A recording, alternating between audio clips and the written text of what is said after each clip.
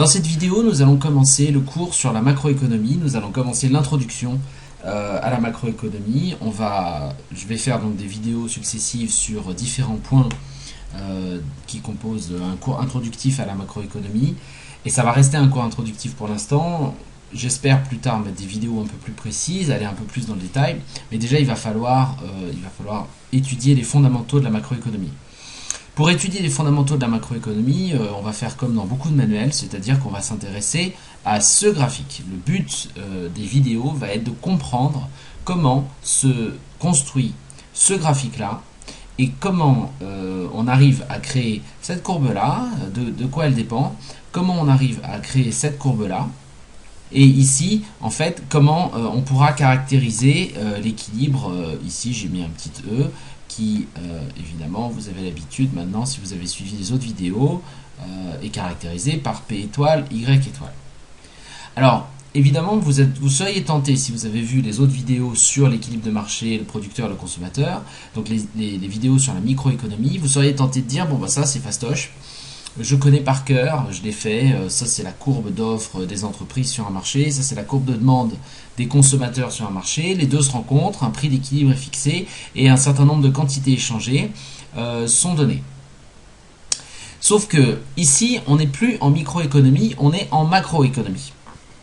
Et parce qu'on est en macroéconomie, il y a un certain nombre de changements, il y a un certain nombre de différences dans la compréhension de ces courbes, dans l'utilisation de ces courbes, dans ce qu'elles veulent dire, dans ce qu'elles représentent, qu'il faut mettre en avant maintenant, et que AS et AD ne sont pas des courbes d'offres et de demandes microéconomiques, mais bel et bien des offres et des demandes macroéconomiques. Donc ce graphique-là s'appelle le modèle, AS-AD. Et certaines vidéos qui veulent être cool, ici mettent un petit éclair, mais on n'est pas obligé. On n'est pas obligé parce que ça reste de l'économie, c'est pas très rock'n'roll comme discipline. Alors, ASAD, ça veut dire quoi? Tout simplement, AS, c'est les initiales de Aggregate Supply, c'est-à-dire l'offre agrégée, supply c'est l'offre agrégée, et AD, Aggregate Demand. Voilà, donc offre agrégée, demande agrégée. Dans certains manuels en français, on trouverait le modèle qu'on appellerait OG-DG, offre globale, demande globale, ou offre agrégée, demande agrégée. Voilà, il y a plein de manières d'appeler ce modèle, ce graphique, mais essentiellement, c'est en fait, dans la terminologie internationale, ce qu'on appelle le modèle ASAD.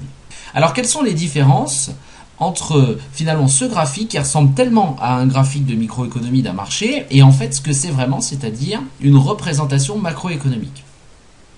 D'abord, on va s'intéresser aux grandes variables qui sont représentées ici. Ici, on a Y. Alors, en microéconomie, Y, c'était effectivement les quantités offertes et les quantités demandées par un certain nombre d'entreprises et de consommateurs sur un marché.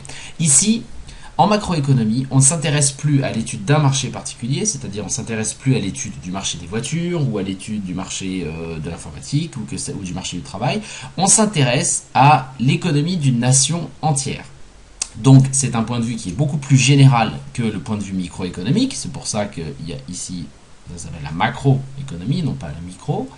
Et ici, ça représente les quantités produites sur le territoire national, donc sur le territoire national. Et les quantités produites par un pays, la production d'un pays, la production nationale, elle est mesurée généralement par le PIB, c'est-à-dire le produit intérieur brut.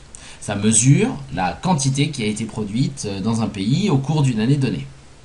Donc vous voyez qu'ici on n'est plus du tout sur le nombre de voitures échangées sur un marché ou le nombre de micro-ordinateurs sur un marché, on est sur la quantité globale, la valeur de la production globale d'un pays lors d'une année donnée.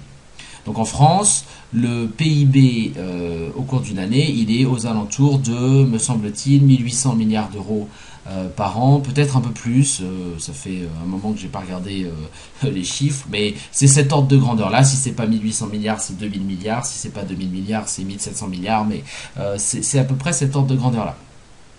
Donc ici, on a le PIB. Alors, je tiens à dire tout de suite que je ne vais pas faire la différence entre produit intérieur brut et produit national brut. C'est pas très intéressant pour ce qui nous concerne. La différence n'est pas flagrante non plus. Donc, on laissera ça à d'autres vidéos plus détaillées ou à des documents plus détaillés. Pour l'instant, on va considérer que ça, c'est le PIB. C'est donc l'ensemble de la production nationale, ou en tout cas de la production qui est produite sur un territoire donné. Et c'est également, ça correspond également à la richesse d'un pays. On va voir pourquoi plus tard. Ici, P. Alors, si on était dans un marché, sur le marché des voitures, ici ce serait le prix moyen des voitures, 22 000 euros paraît-il pour une voiture en moyenne. Mais là, on s'intéresse à la macroéconomie. Et donc évidemment, on ne va pas s'intéresser au prix d'un type de bien particulier, au prix qui est décidé sur un marché en particulier. On s'intéresse à ce qu'on appelle le niveau général des prix. Alors, comment on mesure le niveau général des prix? Eh bien, on fait une moyenne pondérée de tous les prix qui existent, ou en tout cas de tous les biens, ou en tout cas d'un panier de biens représentatifs. On prend un panier de biens représentatifs qui correspondrait à une sorte de représentation de tous les biens qui existent en France et qui sont produits sur le territoire français. On regarde quel est le prix de chacun des biens qui composent ce panier de biens. Et on fait une moyenne pondérée, parce qu'on va considérer que certains biens ont peut-être plus de poids que d'autres. Je ne vais pas rentrer dans les détails du calcul, mais parce que là encore, ça fera appel peut-être à une vidéo ou à des documents autres, mais le niveau général des prix, il est mesuré par ce qu'on appelle l'indice des prix à la consommation. Donc, le niveau des prix est mesuré par l'indice des prix à la consommation, c'est une moyenne pondérée. Vous pouvez regarder d'ailleurs sur internet les détails de la construction de cet indice.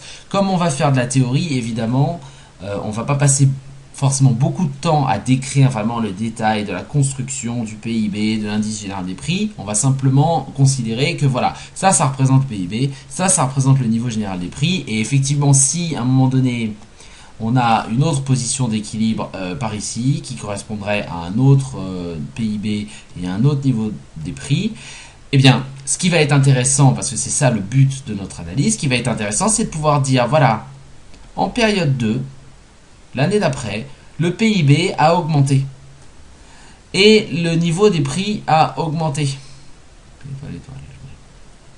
Par exemple, parce que la demande globale, AD, s'est déplacée. Alors, si vous avez vu les vidéos sur l'équipe de marché, c'est la même mécanique graphique. C'est-à-dire, effectivement, si cette courbe-là, AD, la demande globale, augmente, on arrive à un nouveau point de croisement avec l'offre globale pour un prix supérieur, un niveau général des prix dans un pays supérieur, et un niveau général du PIB, de la production du pays, supérieur. Donc la mécanique, si vous voulez, du déplacement des courbes et des nouveaux points d'équilibre, ça ressemble, ça va être quand même assez similaire. Et cela dit, l'interprétation est différente. Et l'intérêt, évidemment, de ce modèle AS-AD, c'est de pouvoir dire, bah, si on passe de E à F, hein, le point E ici au point F ici, eh bien on constate quoi? On constate que le PIB a augmenté, et ça s'appelle en fait la croissance économique. Donc là, il y a eu croissance économique. Et ici, attendez, ici, j'ai écrit 2 fois P étoile, ça va pas, c'est une flèche. Hein, je voulais dire que P étoile a monté vers P étoile étoile. Donc ici, on a croissance économique. Et là, on observerait quoi dans cette situation hypothétique?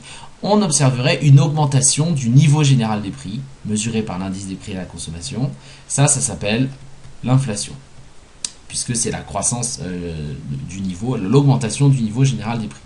Donc vous voyez que le type de problème qu'on va analyser en macroéconomie, il est très différent du type de problème qu'on analyse en microéconomie. Ici, on étudie la croissance économique et on étudie l'inflation. On étudie des grandes valeurs, des grandes variables économiques, des grandes fonctions économiques.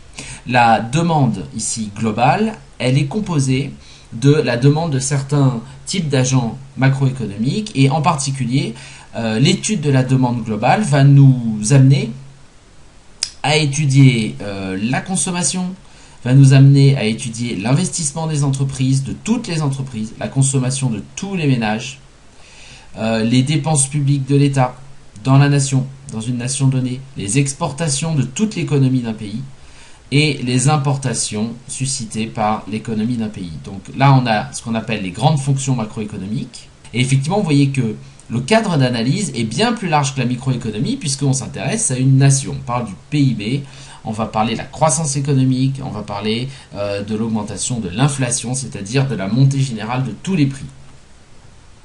Implicitement, on va aussi parler de monnaie, parce que pour consommer, il faut qu'il y ait de la monnaie. Et vous savez que la politique monétaire, c'est un élément important de la politique macroéconomique. Alors, de manière, comment dire, incidente, on va parler effectivement de monnaie, et donc on va parler de politique monétaire, et on va parler, ici on a les dépenses de l'État, on va parler de politique budgétaire, c'est-à-dire comment on joue avec le budget de l'État, politique budgétaire, comment on joue avec le budget de l'État.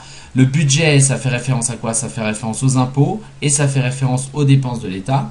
Alors là, je commence à vous mettre les sigles qu'on va utiliser tout le temps. Donc autant les apprendre maintenant. Quand on va faire le circuit économique, on réutilisera ces sigles, mais vous pouvez déjà commencer à vous familiariser avec. Donc on va parler de politique budgétaire, on va parler de monnaie, de politique monétaire. On va parler des grandes fonctions macroéconomiques. On va parler de la croissance économique, de l'inflation. Et évidemment, derrière ce graphique, ASAD, il y a aussi l'idée que, je vais effacer la situation hypothétique où il y avait une croissance de la demande globale, j'efface.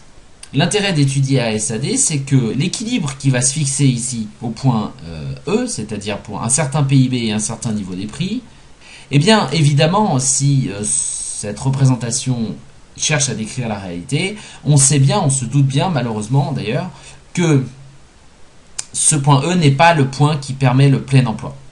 Le point qui permet le plein emploi, il est atteint pour un PIB plus élevé, qu'on va appeler Y de plein emploi, revenu de plein emploi ou production de plein emploi, le PIB qui mène au plein emploi, c'est-à-dire qu'on imagine qu'il existe un revenu ou un niveau de produit intérieur brut, un certain niveau de production des entreprises qui mènerait au plein emploi.